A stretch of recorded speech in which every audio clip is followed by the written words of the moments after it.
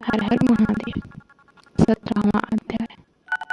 सटलिंग स्वरूप प्रवण का महामात्य, उसके सूक्ष्म रूप ओमकार और स्थूल रूप पंचाक्षर मंत्र का विवेचन, उसके जप की विधि और महिमा, कार्य ब्रह्म के लोकों से लेकर कारण रुद्र के लोकों तक का विवेचन करके कालातीत पंचावरण विष्टि शिवलोक के अनिवार्य वैभव का निरूपण और शिव भक्तों के सत्कार की महत्ता।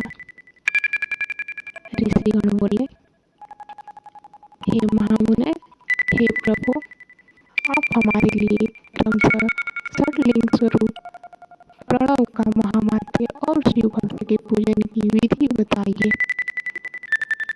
तब सूत जी बोले, महर्षियों, आप लोग तपस्या के धनी हैं।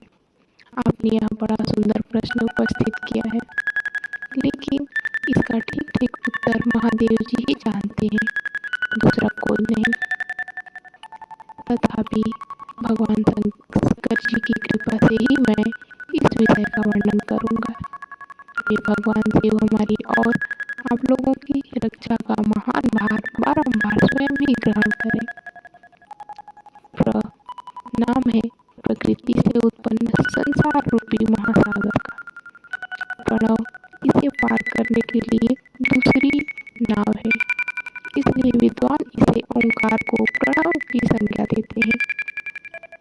ओंकार अपने जप करने वाले साधकों से कहता है, प्रपंच न नहीं है, वह तुम लोगों के लिए। इसलिए इस भाव को लेकर भी ज्ञानी पुरुष ओम को प्रणव नाम से जानते हैं। इसका दूसरा भाव यह है, प्रकर्षण न नयते वह युष्मान मोक्षम इति वा प्रणव। इसका अर्थ है, यह तुम सब उपासकों को बलपूर्वक मोक्ष तक पहुंचा देगा। अभिप्राय भी इसे ऋषि मुनि प्रणव कहते हैं। अपना जप करने वाले योगियों और अपने मंत्र की पूजा करने वाले उपासक के समस्त कर्मों का नाश करके यह दिव्य नूतन ज्ञान देता है, इसलिए भी इसका नाम प्रणव है। माया रहित महेश्वर को ही नव अर्थात नूतन कहते हैं। वे परमात्मा प्रकट के रूप से नव अर्थात शुद्ध रूप स्वरूप हैं, इसलिए प्रणव कहलाते हैं। प्रणव साधकों को नव अर्थात नवीन कर देता है, इसलिए भी विद्वान पुरुष इसे प्रणव कहते हैं। यह प्रकृष्ट रूप से नव दिव्य परमात्मा ज्ञान प्रकट करता है, इसलिए वह प्रणव कहा गया है। प्रणव के दो भेद बताए गए हैं, स्थूल और सूक्ष्म।